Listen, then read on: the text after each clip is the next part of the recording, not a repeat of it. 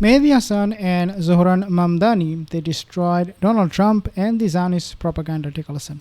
Wait, on Andrew Cuomo, do you chuckle to yourself when he calls you a Nepo baby? I do. Mario Cuomo's son versus Miranda's son. Yeah. New York Congressman Dan Goldman, a Jewish Democrat, has also said he will not endorse you until you take, quote, concrete steps to address the fears of Jewish New Yorkers. Are Jewish New Yorkers afraid of you? Do you feel the need to appease the likes of Dan Goldman? I feel the need to live up to my promise to serve each and every person who calls this city home, and that includes our incredible Jewish population across the 5 boroughs. And I've met with Jewish leaders, be they elected officials, be they community leaders, be they rabbis, and I've spoken with them about their hopes for this city, as well as their concerns about living in the city. And when we speak about the rise in anti-Semitism, I often will have discussions around what we can do preemptively and the need to increase funding for hate crime prevention programs by 800% to more than $20 million, and how that can be helpful in tackling this issue in this moment. And I've also heard from them about a desire, for example, right now in the High Holy Days, to ensure that police protection continues to be a fact of life at their synagogues and their temples so that they can practice their faith without fear of their safety. And this is a critical part of what it means to serve this city. According to a July poll from Zenith Research, you had a 17-point lead among Jewish voters in New York City with a total of 43% of the Jewish vote in total. When asked about this on CNBC, the CEO of the ADL, Jonathan Greenblatt, said he doesn't believe the polls. And he said, you have not met with him. That's true, I haven't. Will you be meeting with him so he can vet you, I guess? Or is that part of your strategy? No, I think there are far better representations of the concerns of Jewish New Yorkers than the ADL and Jonathan Greenblatt. In our interview last year, you told me... actually, I must add one thing. Go on. Which is that the other night I went for Rosh Hashanah services in Brooklyn, and I was with hundreds of Jewish New Yorkers, and it was this beautiful service. And at the end of it, as I was leaving, an older woman came over to me and shared a sticker that she had made. And it was a photo of a bagel, and it said, "Reject the smear campaign, join the schmear campaign, Jewish New Yorkers for Zohran." And that's wonderful. And I loved it, and I wanted to share that with That's you. Congratulations to that lady if she's watching. Great poster. In our interview last year, you told me that if Israeli Prime Minister Benjamin Netanyahu were to visit New York City, you would arrest him because the ICC has arrest warrants out for him in the International Criminal Court. Netanyahu was asked about what you'd said to me during his most recent White House visit. Let's play a clip of both. Zohran Mamdani, Democratic Socialist, the vocal critic of Israel and of yourself, and has said he would arrest you if you came to New York City. If he was mayor. Is that something you take seriously, or are you concerned about that? Do you have a response to that? No, I'm not concerned about that. I'll get him out. So we'll see you in New York next year? Oh, well, look, I'm going to come there with the President Trump, and we'll see how do you know who the mayor will be? I don't know that. Do we know that? He's going to be very fine, and who knows, we don't know who the mayor's going to be yet.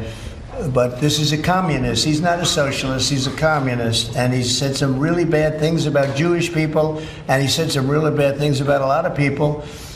And I think he's going through a little bit of a honeymoon right now. But he might make it. But, it all comes through the White House. He needs the money through the White House. He needs a lot. He's going to behave. He'll behave. He better behave. Otherwise, he's going to have big problems.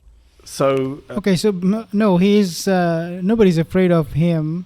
No Jew is afraid of Zohran Mamdani. Is quite the opposite. The other camp, Chris Cuomo, he is not being able to could never relate himself to the Jewish community in New York.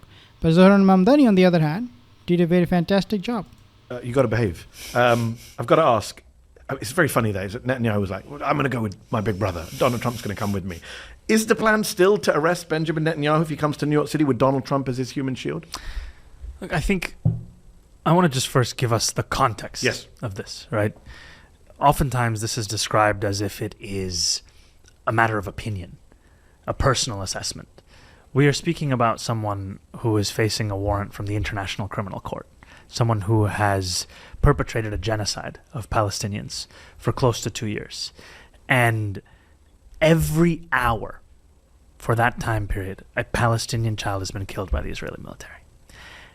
And this is something that has shocked the conscience of so many across the city, across this country, across the world. And I hear about it from New Yorkers everywhere. I hear about it when I take the train. I hear about it when I'm walking on the street. I hear about it when I'm speaking about our affordability agenda. And I hear about it because it is an affront to any kind of universal belief in the sanctity of humanity, of justice, of safety. And I also hear about it because there is a deep shame and anger and a horror at the fact that we as Americans are complicit in this. I think Graham Plattner put it best when he recently said, our taxpayer dollars should be building schools and hospitals in this country, not bombs to destroy them in Gaza. And there is that deep sense of the contradiction in our politics. So you as mayor of New York want to hold him to account. And that is the importance of this city, is to showcase a model of what politics could be, and to showcase that we are a city that believes in international law. Now, look, to be clear, I'm going to operate within the bounds of the law. I'm not Donald Trump seeking to create my own legal system as I make my own decisions. And yet I think it is also important to say that the time of not only tolerating but celebrating Benjamin Netanyahu in this city from those in leading political positions, including the mayor. Yep. The time of looking at Benjamin Netanyahu coming to this city and then making military decisions from this city to kill civilians, that time has to come to an end. Because New Yorkers, at the very least, want to bring an end not only to this genocide, but also to the complicity we have in the violation of international law. You're very he mentioned, Zohran Mamdani mentioned about Graham Planter.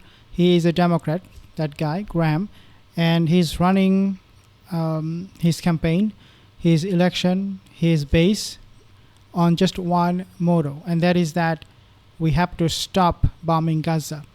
Instead, what we should be doing, instead of bombing Gaza, we should be actually building schools and colleges and hospitals in the United States. We are not going to be sending those money to Israel. Now, Graham Planter is one of those individuals, politicians. Then you also have Ro Khanna, who also spoke against Israel. And you have a growing number of Democrats now coming out, distancing themselves from AIPAC money. So this is really the beginning of the end of the Zionists in New York and also in the States. Adam's hosting Benjamin Netanyahu, proudly say, I'll host you this week at the UN. You're also up against Andrew Cuomo, a guy who many people forget volunteered to represent Benjamin Netanyahu at the International Criminal Court, said, I will be your lawyer. And now he's running away from that. Did a recent interview with the New York Times. He said the war in Gaza is horrific, that it should come to an end. He even said, I never stood with Bibi. There are Google images will literally show that statement is false. Do you buy that distancing by Cuomo, or has he just noticed that the Democratic base is not pro-Israel anymore? The only thing that Andrew Cuomo seems to believe in is his own ambition. There are no convictions, there are no deeply held beliefs beyond that. And we've seen that with his continuing shift on the question of Israel and Palestine and whether or not international law is something to be respected. And to tell New Yorkers that he has nothing to do with Bibi when he volunteered and proudly shared with the world. It was not something that was discovered. It was something that he shared publicly. It just shows how little he thinks of us and our ability to actually remember. And I think that speaks to his politics at large, where he thinks that none of us remember his record. None of us remember why he is the former governor. And yet, or why he's the disgraced former governor, as the phrase goes. There's a reason for that. Just on that, does it frustrate you that the media has spent so much time asking you about this or that statement that you have never used yourself, but I don't see them asking Andrew Cuomo about representing a wanted war criminal? I do think it's a question that deserves to be asked more of him because of the fact that it goes against what so many New Yorkers want in their leadership, right? We want, first and foremost, someone who will focus on this city, someone who will deliver for the people of this city. And we also want a politics that's consistent. And to look at Benjamin Netanyahu and say that the best use of my time is to defend him from the International Criminal Court. It shows how little you think of New Yorkers and how little you think of any beliefs in humanity. I've got to ask, we're wrapping up, I've got to ask. I mean, of course, the New Yorkers, not just the Jewish community, but also the Muslims, the Christians, they are not going to forgive Benjamin Netanyahu for his war crimes in Gaza. And that could also, I mean, of course, people in New York and elsewhere in the States, they're fed up with Donald Trump too, the way he's handling the situation there. He's lying every single day to win his Nobel Peace Prize. I mean, as I said, this is the beginning of the end, and it is coming very, very soon, because people every day, they are waking up to all of the lies that the Zionist propaganda machine ran for the last 2 years and more. I know you're not just a Muslim, you are a Shia Muslim. I believe you're also a Khoja Shia Muslim. Yes. This People say, I've heard you're anti-business. Have you ever met an anti-business Khoja? Well, Khojas are famous for trade and commerce and business. They're also famous for their punctuality. So as Khoja mayor of New York, are you going to ensure the buses run on time? Yes, there's going to be KST, Khoja Standard Time. Okay, so that's for the New Yorkers who don't know about Khojas. You're welcome to a new world of everything. So basically, I mean, this is game over. He's running, Zohran Mamdani is running on this campaign with this slogan, very, very clear and simple, and that is that Zionism will have absolutely no place in New York. So we'll wait and see what he does in the election.